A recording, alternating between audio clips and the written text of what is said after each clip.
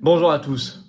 L'Allemagne attaque la France. Je vous avais dit que le nouveau chancelier Friedrich Merz était extrêmement belliqueux, extrêmement dangereux, inquiétant. Il attaque deux secteurs stratégiques. L'énergie, le nucléaire, et notre agriculture via l'accord Mercosur, mais pas que. Il y a de nouvelles annonces également. Et à chaque fois en utilisant l'Union européenne. Je vais vous expliquer ce qui se passe. Là, on parle de ce qui s'est passé ces dernières heures et ce qui va se passer dans les prochaines heures. On est sur de l'ultra proche et concret. Nous pouvons évidemment éviter cette catastrophe. On parle de secteur stratégique. Pour cela, il faut sortir de la naïveté, de la soumission, de la trahison par rapport au pseudo-couple franco-allemand. Bien sûr, on l'a dit et redit. Mais là, avec Merz, peut-être que certains vont ouvrir les yeux parce qu'il est beaucoup plus clair que Scholz. C'est beaucoup plus visible. Et puis, il faut sortir de l'Union européenne, ça s'appelle le Frexit, parce que l'Union européenne a une force supranationale qui fait que on est complètement mis en minorité, qu'on est bousillé. C'est tout ce que nous construisons avec cette vidéo, avec tout ce travail des patriotes, concret, de terrain. Au moment où vous regarderez la vidéo, je serai probablement dans les rues de Paris en train de manifester avec des milliers et milliers de Français à l'appel des patriotes pour la paix, pour la France libre, sortie de l'UE et sortie de l'OTAN. Parce qu'on se bat. Merci de partager cette vidéo, ça fait partie déjà de la bataille, du combat. Partagez la vidéo. Pour ça, de vous abonner à cette chaîne YouTube par un petit clic gratuit sur s'abonner, ça aidera énormément à un meilleur partage, on touchera plus de monde. Luttez aussi contre l'invisibilisation en vous abonnant, réabonnant, vraiment, parce qu'il y a des vagues comme ça, et on en a été victime cette semaine. Merci beaucoup. Les assises de la souveraineté de la race, c'est le samedi 13 septembre. Inscription par le lien sous la vidéo en description. Tardez plus, ça part très très vite et il y a un programme absolument fabuleux, le plus grand événement souverainiste de France avec la proximité, les échanges, les rencontres avec les gens en plus. Et puis, vous trouverez l'appel à la primaire des souverainistes, donc au rassemblement que nous avons lancé, qui cartonne. Vous pouvez le signer et le relayer sous la vidéo en description. Je vous attends, patriotes. Il est évident que je ne peux pas mener le combat et le gagner seul, vous non plus, personne. En revanche, ensemble, il est certain qu'on gagnera et que nous remportons des victoires, surtout en cette année 2025 qui chamboule tout, qui ouvre des perspectives, qui est charnière, qui est une année charnière. Mais c'est le moment de se bouger. Et je vous appelle parce que nous sommes un mouvement indépendant qui est attaqué par un système 100% anti-oligarchique, c'est notre force, le plus grand mouvement souverainiste de France avec cette carte orange d'espérance, ce passeport de liberté. C'est notre force, encore une fois, avec un réseau organisé, présent en métropole, outre-mer, à l'étranger, mais indépendant qui n'a pas de financement public, pas un centime. Et on ne peut pas faire sans vous, on fait avec toutes les adhésions, réadhésions, donc c'est tout. Je vous appelle à venir maintenant et à rencontrer des gens bien autour de chez vous qui partagent les mêmes très belles valeurs que vous de paix, de liberté, d'avenir de la France, d'amour de la France et de l'humanité. Vous pouvez adhérer ou réadhérer dès maintenant, pas demain, dès maintenant aux Patriotes par le premier lien sous la vidéo en description ou nous aider à faire des actions par un don aux Patriotes, c'est le deuxième lien sous la vidéo en description. Et tout ça en plus, ça fait baisser vos impôts puisqu'il y a 2 tiers de défiscalisation pour vous sur chaque adhésion, réadhésion, don. C'est de l'argent que vous donnez pas aux impôts, hein, pour être clair. À Bayrou, Macron qui en font, vous savez ce qu'ils en font, hein. Zelensky, Brigitte, Ursula, Pfizer, McKinsey, j'ai pas besoin de faire un tableau. Vous êtes un mouvement indépendant qui n'a pas de financement public et vous baissez vos impôts. Profitez-en. Bravo aux donateurs et aux réadhérents, bienvenue aux nouveaux adhérents. Patriotes. Allez, Allemagne. L'Allemagne attaque d'abord l'énergie. La fin de notre programme nucléaire. Alors, là, il faut lire un article très important qui est sorti dans les Échos ce 27 juin, qui s'appelle « Loi climat, comment la France tente d'imposer ses vues à Bruxelles ». Vous allez voir que c'est plutôt l'inverse. On se fait imposer nos vues par Bruxelles et en fait des vues allemandes. Et c'est explicitement dit. Alors, je vais vous lire le tout début de l'article pour que vous compreniez de quoi on parle. Le contexte. Un nouveau chapitre s'ouvre dans la politique climatique européenne dont l'ambition est d'atteindre la neutralité carbone en 2050 avec l'objectif de moins 55% d'émissions en 2030.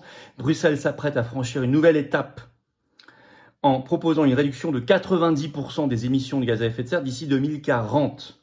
Donc 55% en 2030 puis 90%, c'est extrêmement brutal, rapide, en 2040.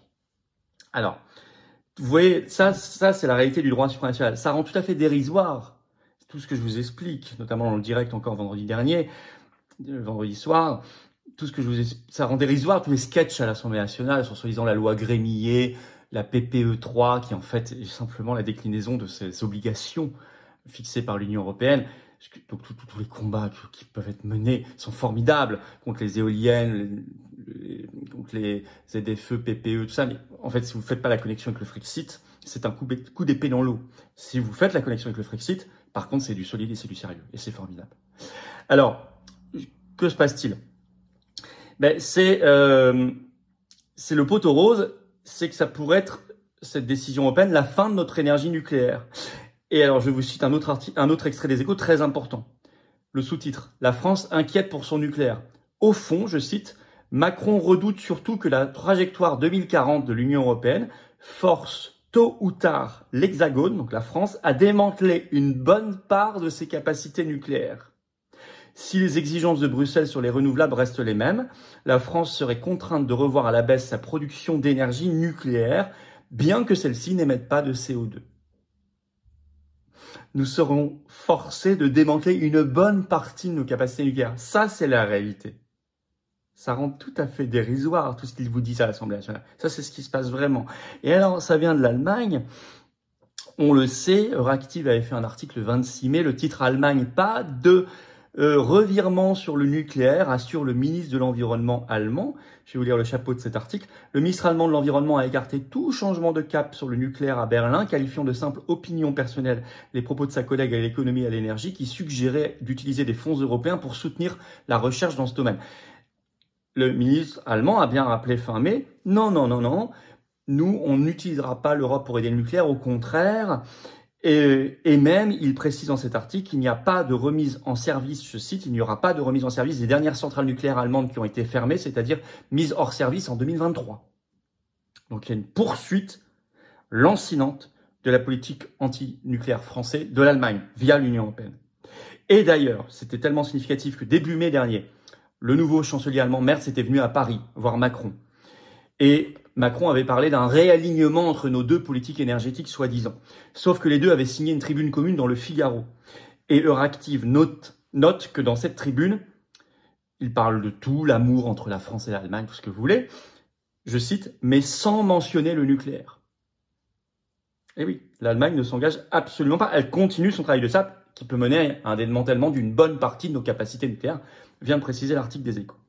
Alors ça, c'est l'énergie. Le deuxième point, c'est l'agriculture. Autre secteur stratégique s'il en est. C'est le passage en force sur le Mercosur. Alors là, et puis tout le reste, vous allez voir. Et alors là, l'Allemagne est aussi complètement derrière tout cela. Vous avez un article de CNews ce 28 juin, je cite, « Traité Union Européenne-Mercosur, les agriculteurs bientôt de nouveau dans la rue ?» Car en effet, je vous cite un extrait de cet article, « La décision de la Commission européenne ne fait plus aucun doute. Malgré la ferme opposition de la France, l'UE s'apprête à valider un texte signé en décembre dernier à Montevideo, le 6 décembre par Ursula von der Leyen, l'accord Mercosur, qui prévoit notamment un abaissement des droits de douane avec un marché commun, le Mercosur, composé de 5 pays d'Amérique du Sud, donc Argentine, Brésil, Uruguay, Paraguay, Bolivie. Plus gros accord de libre-échange de l'histoire du monde s'il se fait. Et tout ça se fait sous pression de ce que CNews appelle la poussée de l'Allemagne. Je vous cite un extrait. Je vous cite un autre extrait. Pour bloquer le processus, la France doit convaincre au moins 4 gros États de la rejoindre pour représenter 35% de la population des 27 pays membres. C'est la condition. Mais alors que de nombreux pays, on n'a pas de droit de veto, hein, contrairement à ce que certains vous disent, mais alors que de nombreux pays européens y trouvent leur compte, et face à la poussée de l'Allemagne qui voit dans ce traité Mercosur l'occasion d'exporter à moindre coût ses voitures et autres produits vers le marché sud-américain, la tâche de la France s'avère bien complexe. Une situation qui fait bondir les agriculteurs français qui menacent de reprendre les manifestations et de bloquer la France. Ah oui, là je pense qu'il serait plus que temps. Et on le fera avec eux, comme on l'a toujours fait nous aux patriotes. Hein. Mais cette fois, il ne faudra pas quelques dizaines de tracteurs, ni même quelques centaines. Il en faut des milliers et des dizaines de milliers, voire des centaines de milliers de véhicules personnels de Français. Et de Français même, si on n'a pas de véhicules présents. Ça nous concerne tous, c'est pas que les agriculteurs. C'est ce qu'on aura dans nos assiettes. Hein. Et ce que nos enfants auront dans leurs assiettes. Bon. Mais sous poussée de l'Allemagne. Alors, l'article précise que 4 filières sont particulièrement menacées en France. Le bœuf, le poulet, le sucre et l'éthanol. Alors, l'Allemagne pousse ailleurs aussi. Révélation d'un article de Marianne ce 27 juin, c'est tout récent. Le titre « Après le Mercosur, Ursula von der Leyen promeut le libre-échange avec l'Asie-Pacifique » cette fois, avec une annonce surprise, je cite, d'Ursula von der Leyen ce 26 juin, je vous cite un extrait de Marianne. Alors, 35% des crevettes canadiennes proviennent du Vietnam, un pays distant de 12 000 km. C'est grâce à un traité de libre-échange connu sous le doux nom de PTPGP, ou Accord de partenariat transpacifique global et progressiste. Maintenant, les accords de libre-échange s'appellent progressistes. Ça prouve leur degré d'idéologisation quand même. Hein. Je cite toujours, à la surprise générale, la présidente de la Commission européenne, Ursula von der Leyen, a annoncé ce 26 juin en conférence de presse plancher sur un accord avec cette organisation qui facilite les échanges entre 12 pays, du Canada au Vietnam, en passant par le Mexique et le Japon. Et alors, avec derrière l'Allemagne à la manœuvre, là aussi, je vous cite autre extrait de Marianne. Concrètement, Ursula von der Leyen propose, donc l'allemande, c'est vrai qu'elle est allemande, propose de créer entre les deux zones, donc Union européenne et ce PTP-GP, un organisme régulateur à l'image de la moribonde OMC, délaissée par les Américains. Depuis 1995, cette institution accélère la mondialisation et orchestre la signature des traités de libre-échange. Elle repose sur des principes de dérégulation et de productivisme qui se sont avérés néfastes pour nos modèles agricoles et industriels. C'est une catastrophe en plus écologique et de santé publique. Mais l'Allemagne et les autres pays orientés à l'export continuent de jurer par ces recettes. Je cite toujours Marianne. Alors que les négociations avec l'administration Trump au sujet des droits de douane patinent, le nouveau chancelier allemand Friedrich Merz a encouragé l'idée de sa compatriote Ursula von der Leyen.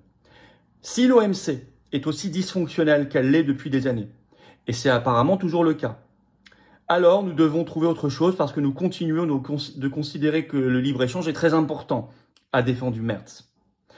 Qu'est-ce qu'on ne ferait pas pour trouver des débouchés aux précieuses berlines allemandes, 3 petits points, écrit Marianne. Bon. Donc la patte germanique allemande est évidente. Ils veulent même maintenant, à l'initiative de Merz et d'Ursula von der Leyen, 2 Allemands au passage, créer un remplaçant pour la moribonde OMC, puisque vous savez que Trump n'est plus à l'OMC. Bon, donc, enfin les États-Unis, donc à la décision de Trump. Donc, ils veulent aller encore beaucoup plus loin que le Mercosur. Donc Merz accélère clairement l'attaque contre la France sur des points extrêmement stratégiques, énergie, agriculture, donc alimentation, santé publique, tout, mode de vie, utilisant l'Union européenne, qui ne demande que ça, parce que elle, ça lui permet d'accroître ses pouvoirs au passage. Face à cela, sortir de la naïveté, je dirais même la soumission et la trahison par rapport à ce pseudo-couple franco-allemand, expression dont vous savez qu'elle n'existe qu'en France, même pas outre-Rhin, cette expression n'existe pas en Allemagne. Et puis évidemment sortir de l'Union européenne, puisque vous voyez le rôle dramatique de l'Union européenne qui est utilisé là-dedans, le Frexit d'urgence. Mais vous savez, on pourrait commencer par lancer un premier signal fort, c'est de voter mardi à l'Assemblée nationale la motion de censure contre le gouvernement. Il vous reste quelques heures, les députés RN, pour changer d'avis, pour désobéir même à Marine Le Pen s'il le faut, mais la voter.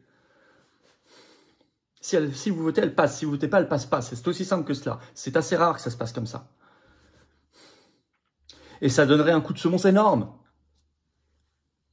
En plus de toutes les luttes qu'il faut mener.